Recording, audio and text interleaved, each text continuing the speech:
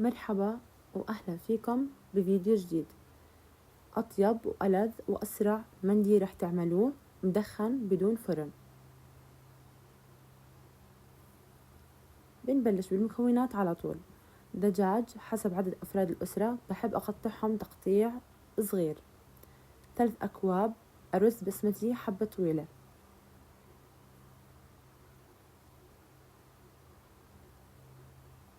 وكمان عنا للدقوس طماطم، بصل وثوم، فلفل حار وحلو، مجموعة من البهارات والخل.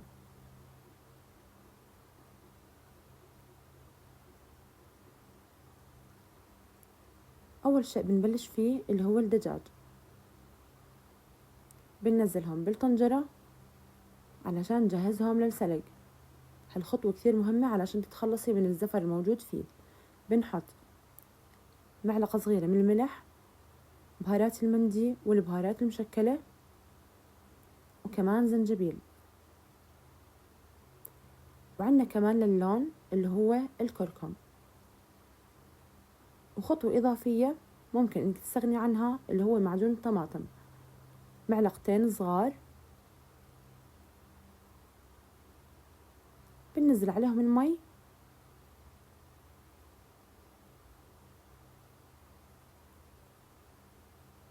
وهيك بنوديهم على النار لتغلي ونشيل الزفر الموجود عليها. الخطوة الثانية، الأرز بننقعه بمي دافي وبنتركهم على جنب.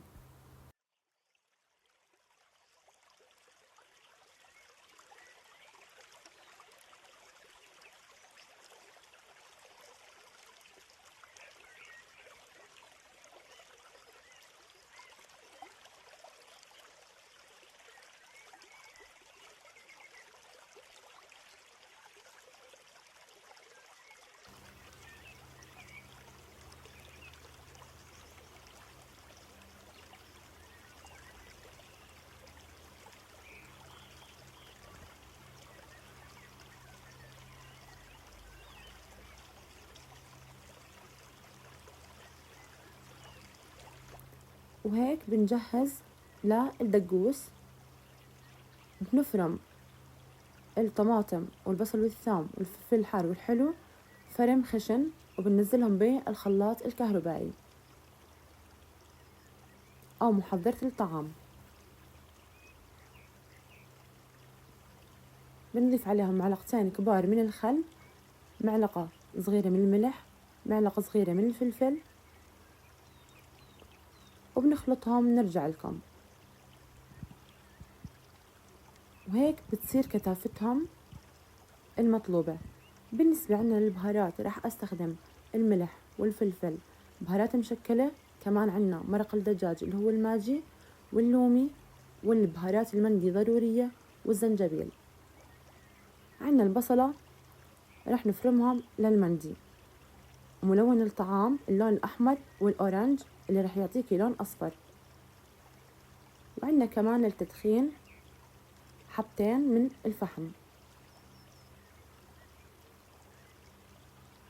بنفرم البصلة مكعبات، بنوديهم على النار، بننزل عليهم زيت الزيتون راح يعطيكي نكهة خرافية.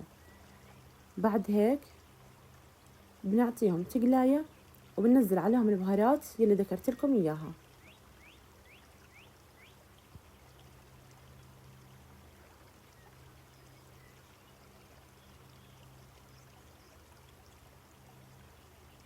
وهيك بعد ما تقلوا والرز مغسول، المنقوع المغسول، بننزل عليه البصلة.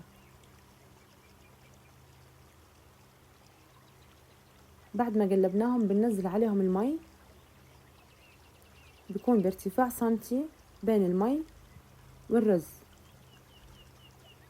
وبنغطي عليهم ليستووا.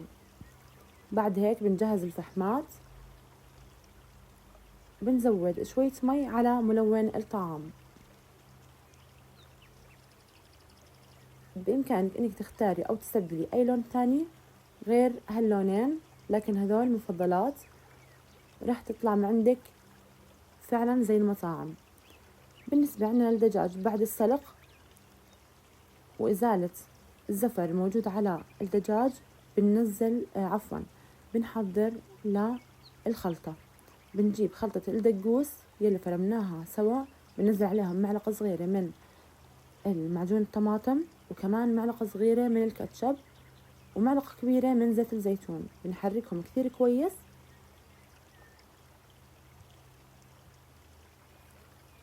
وبنجهز الدجاجات بالمقلاية الهوائية، وبإمكانك إنك تحطيها بالفرن. الأمر برجع لكم.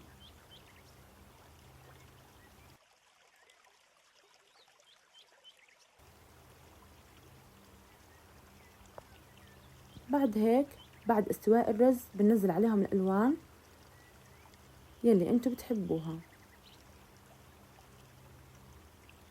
وهيك صاروا دجاجاتنا محمرين وجاهزين لنوديهم على طبختنا يلي بتشهي.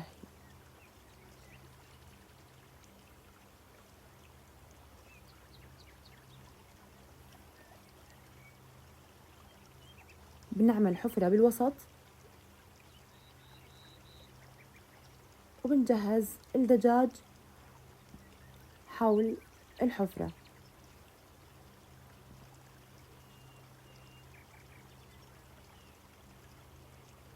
وهاي الفحمتين صاروا جاهزين عنا وأمورنا تمام.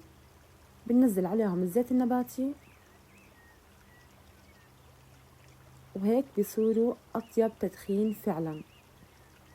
بنتركهم تقريبا 5 دقائق، وإذا كان أكثر بعد ما يختفي عندك البخار بيكون أفضل، علشان نتأكد من إنه التدخين وصل كامل الرز. وبهيك صار طبختنا جاهزة. ممكن إنك تقدمي الطبخة مع الرايب أو الزبادي والدقوس الخاص بالوصفة. بنقلب الرز علشان تختلط الألوان سوا،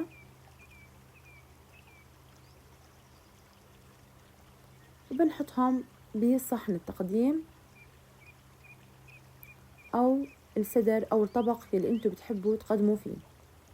وهيك طبختنا يلي بتشهي وما رح تاخذ معكم وقت صارت جاهزة للتقديم. بتمنى الفيديو يكون أعجبكم. ما تنسوا تدعمونا بلايك واشتراك إذا لساتكم مش مشتركين. يعطيكم ألف عافية وألف صحة وهنا على قلوبكم.